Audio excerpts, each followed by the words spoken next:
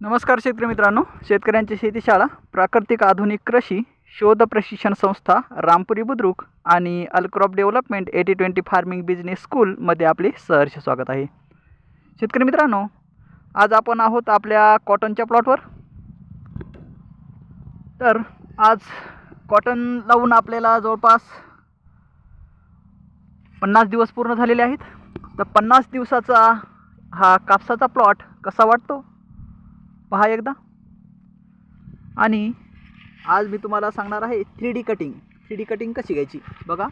पातेची size एक number आहे, जबरदस्त पातीची साईज एक नंबर आहे।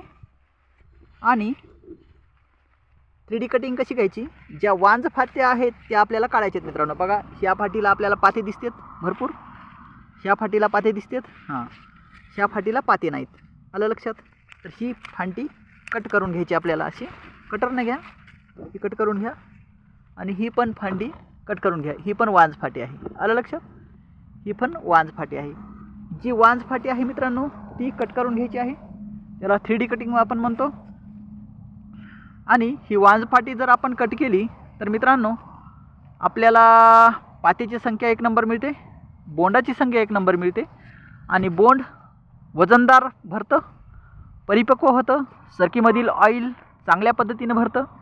आणि अर्थार्थी ग्रॅममध्ये दीडीनं फरक बसतो। म्हणजे जर समजा आपलं 1 ग्रॅमचं बोंड जर भरत असेल तर 3D कटिंग केल्यानंतर तेच बोंड जवळपास 1.5 ग्रॅम 2 ग्रॅम असं भरतं।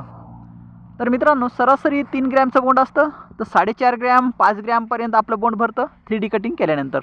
आणि अन्नद्रव्य व्यवस्थापन आणि कीड व्यवस्थापन हे पहा, हे तो जे तुम्हाला दिसतंय हे झिंकची कमतरता आहे, लोह आणि झिंकची कमतरता। लोह आणि झिंकची कमतरता जी आहे हे न्यूट्रिशन डेफिशियन्सीमध्ये आपल्याला कंट्रोल